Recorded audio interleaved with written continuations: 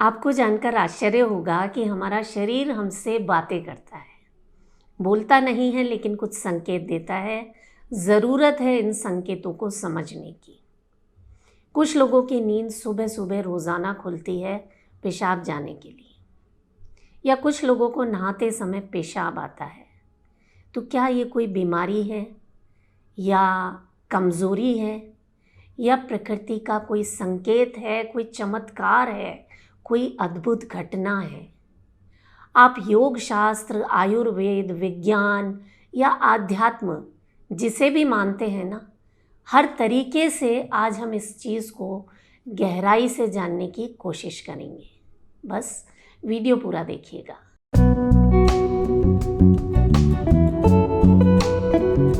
नमस्कार, योग जर्नी में मैं मधु चौधरी आपका स्वागत करती हूँ। देखिए, हमारा शरीर एक ऐसी मशीन है जो दिन रात काम करती है और इसके अंदर हर समय हज़ारों ऐसी क्रियाएं चलती रहती हैं और उनमें से कुछ हमें बाहरी रूप से दिखाई देती हैं। अगर हम इन क्रियाओं को समझ लें, इनके पीछे का विज्ञान समझ लें, तो हमारे जीवन में, हमारे स्वास्थ्य में गजब का परिवर्तन आ सकता है। ऐसी ही एक क्रिया है कि बहुत से लोगों को नहाते समय पेशाब आता है। तो योग शास्त्र ये कहता है, शुद्धे शुद्धे शरीरस्य योग मार्गे प्रकाशते, यानी जब शरीर की शुद्धि होती है तभी योग का मार्ग प्रकाशित होता है। तो जब आप स्नान करते हैं, जब पानी आपके शरीर पर गिरता है तो उसका सीधा असर आपकी नस नाड़ियों पर पड़ता है। नस नाड़ियाँ एक्टिवेट होने से, ख़ास तौर से सुबह सुबह जब आपकी नाड़ियाँ एक्टिवेट होती हैं, शरीर में वात, पित्त और कफ में संतुलन आने लगता है। जो अपान वायु है वो सक्रिय हो जाती है। हमारे शरीर में 5 तरह के प्राण बताए गए हैं: प्राण, अपान, समान, उदान और व्यान। इनमें से जो अपान वायु है ये एक्सक्रीशन से रिलेटेड है, यानी मल, मूत्र, प्रजनन या माहवारी, इस तरह की जितनी भी चीज़ें हैं उन्हें कंट्रोल करने का काम अपान वायु करती है। तो नहाते समय इस अपान वायु के एक्टिवेट होने से ही शरीर से मूत्र बाहर निकलने लगता है। तो समझिए इस बात को कि ये आपके शरीर का एक इशारा है कि स्नान करते समय जब मूत्र विसर्जन होता है, यानी शरीर अपने आप को स्वच्छ कर रहा है, शरीर में जो प्राण और अपान है उनमें संतुलन आ रहा है। और आप इस काम में अपने शरीर की मदद कर सकते हैं।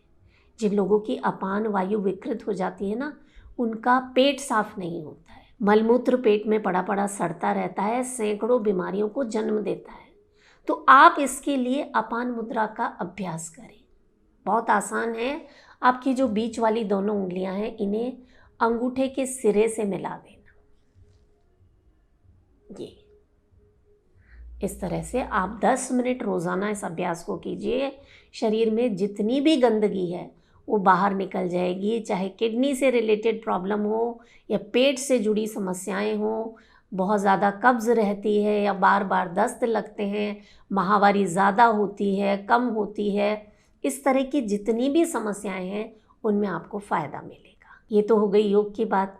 अब देखते हैं आयुर्वेद इस क्रिया के बारे में क्या कहता है।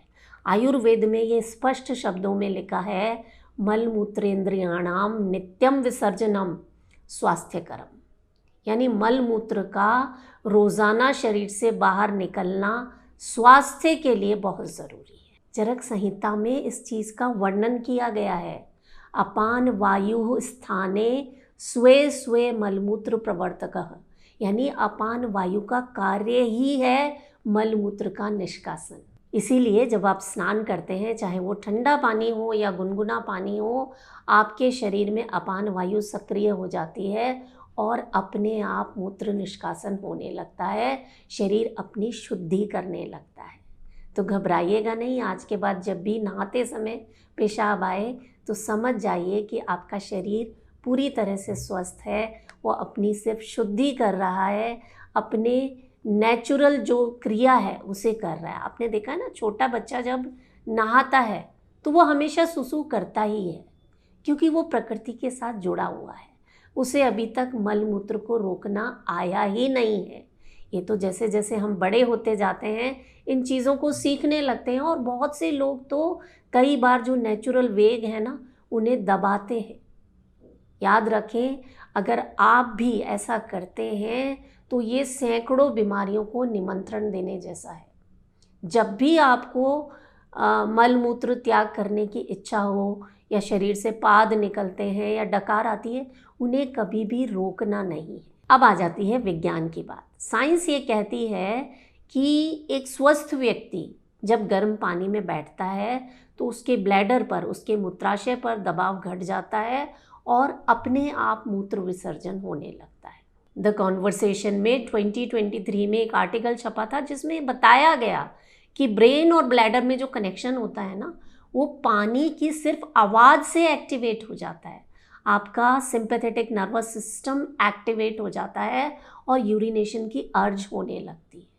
और इसी वजह से नहाते वक्त पेशाब आना एकदम स्वाभाविक सी प्रक्रिया है। आपने खुद ने महसूस किया होगा कि सर्दियों के दिनों में हमें बार बार पेशाब जाने की इच्छा होती है, यानी ठंड जो है वो आपके यूरिनेशन की अर्ज को बढ़ाती है। इसीलिए जब आप नहाते हैं, चाहे वो ठंडा पानी हो या गुनगुना पानी हो, दोनों ही स्थिति में कई बार अपने आप मूत्र विसर्जन होने लगता है। और इससे हमें घबराना नहीं है, ये समझना है कि ये हमारे शरीर का एक संकेत है, ये नेचुरल है और ये साइंटिफिकली प्रूवन है। ये तो हो गई योग, आयुर्वेद और विज्ञान की बात। अगर आप आध्यात्म को मानते हैं, स्पिरिचुअलिटी में बिलीव करते हैं, तो भगवत गीता में स्वयं श्री कृष्ण कहते हैं योग कर्मसु कौशलम। योग का अर्थ ही है शरीर और मन में संतुलन लाना।